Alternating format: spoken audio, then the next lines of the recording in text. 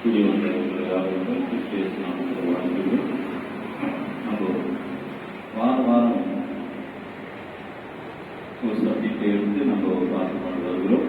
போன வாரத்தில் 6 மணி தொடங்கி 9 மணி, 9 மணி தொடங்கி 12 மணி, 12 தொடங்கி 3 மணி, 3 மணி தொடங்கி 5 மணி என்று நம்ம ஒரு தலைப்பில் நம்ம அதை ஒரு வேலைக்காரங்களுக்கு வேலை கொடுக்கறதான எஜமானே அது ஒரு ஊமையாக நம்ம ஒரு பைபிள் நம்ம பார்த்து வந்தோம். இப்போ இன்னைக்கு ஒரு பகுதியை நம்ம பார்க்க போகிறோம். நம்ம ஆண்டவராக இயேசு கிறிஸ்து வருக என்று நம்ம பார்க்கும்போது அது எல்லாரும் நம்ம ஒவ்வொரு விதமா சொல்றாங்க இல்லைங்களா? ஆனா தேவனுடைய வார்த்தை அவர் என்ன சொல்லியிருக்கிறதான் நம்ம பார்க்கணும். இயேசு கிறிஸ்து என்ன சொல்லியிருக்கிறாரு என்று நம்ம பார்க்க வேண்டியதா இருக்குது. அதனால பல இடத்துல பல விதமான கேள்வியை நம்ம பார்க்கிறோம். அதே நேரத்தில் அதை நம்ம தெரியும். நமக்கு கொடுத்த தேவாதி தேவன் இந்த பைபிள் இருந்து தான் பைபிள் தான் நமக்கு மிஷனரி. பைபிள் இருந்து தான் நம்ம எது எடுத்தாலும் பைபிள் இருந்து தான் நம்ம போதிக்க பண்ணணும். பைபிள் விட்டு வேற எது சொன்னாலும் நானே ஒரு வேலை வந்து சொன்னாலும் நீங்க என்ன பண்ணாதீங்க. இதுல எல்லாத்தையும் நான் சொன்னா நீங்க என்ன பண்ணாதீங்க, நம்பாதீங்க. தேவன் நமக்கு அருமையா போதிச்சிருக்காரு. அதனால நம்ம வேதத்தின்படி பார்க்கும்போது இயேசு கிறிஸ்து எப்பதான் வருவாரு, அவரு வருகை எப்படி இருக்கும், அது யாருக்கு தான் தெரியும்.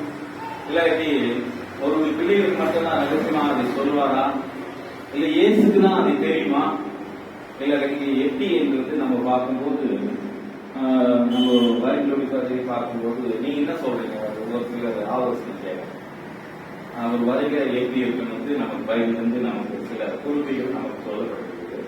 அதை நான் திரும்ப நான் சொல்றேன். நீங்க என்ன சொல்றீங்க நான் கேட்கிறேன். எப்படி அவர் வருவார் இல்லைங்களா? எல்லாரும் சொல்றாங்க இன்னும் 5000 வருஷம் இருக்குது ஒருத்தர் நமக்கு சொல்லி கொடுத்துருக்காங்க, கேள்விப்பட்டிருக்கேன். அது கரெக்டா தப்பானது எவ்வளவு அதுக்கு முன்ன நம்ம பார்க்கும்போது 1889 ஒருத்தர் சொன்னாங்க, ஒரு அமெரிக்கா அவர் சொல்லுங்க ஃபைலர் ஆயிடுச்சு.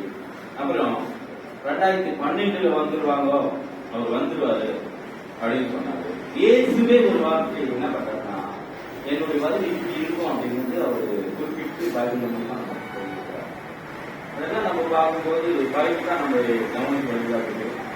கடந்த 2 வாரத்துக்கு முன்னாடி ஒருத்தர் சொல்றாங்க இன்னும் 5000 வருஷம் ஆகும் அவர் வரத்துக்கு அப்படின்னு சொல்றாங்க. நீங்க என்ன சொல்றீங்க, நான் என்ன சொல்றேன், பைபிள் இருந்து தான் நம்ம பார்க்கணும்.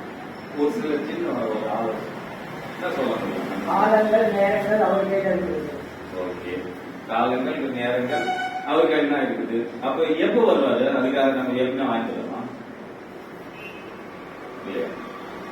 அவர் சொல்றாரு பைபிள் விழுத்திருந்து நீங்க ஜோம் பண்ணுங்க, எப்பவே பாத்தீங்கன்னா ரொம்ப ஜாகிரதையா இருந்தோம் அப்படின்னு சொல்றாரு. அதே நேரத்துல ஒரு எஜமான் வந்து வேலைக்காரருக்கு ஒப்பிட்டு ஓமைகள்ல நமக்கு சொல்லப்படுது. ஏன் நாங்க கேட்கறோம்னா நமக்கு தெரியணும் இயேசு எப்படி வருவாரு அப்படின்னு நமக்கு தெரிய போகுது. நம்ம கொஞ்சம் ஜாகிரதையா இருக்கும். அதே நேரத்தில் ஓமைகளை குறித்து நம்ம சொல்ல போகுது. அந்த வார்த்தைகள் எல்லாம் எங்க நமக்கு சொல்லப்படுதுன்னா நம்ம எடுக்கலாம் பைபிள் இருந்து. காலங்கள் தேவன் கையில் தான் இருக்குங்க. பிதாவாக தேவனுக்காக யாருக்கும் அது அந்த வருகை அவருடைய திட்டம் குமாரனுக்கே தெரியாதுன்னு பைபிள்ல நமக்கு சொல்லப்படுறதான அதிகாரத்தோட நம்ம படிக்கிறது. அது அந்த அதிகாரத்தோட தான் நம்ம எடுக்கிறோம். மார்க் 13 அதிகாரத்துல 33 நம்ம 33க்கு 37 வரைக்கும் இருக்கிறது. அது புதுசா வாசிக்கிறோம், ஒருத்தர் எடுத்து படிக்கலாம். மார்க் 13 33லிருந்து 37 வரைக்கும் நம்ம வாசிச்சுட்டு திரும்ப நம்ம கடந்து போவோம். 32 படிக்கலாமா?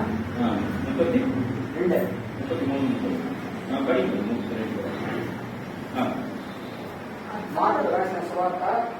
అధ్యాయము 32 వాక్యం నుంచి 37 వాక్యం.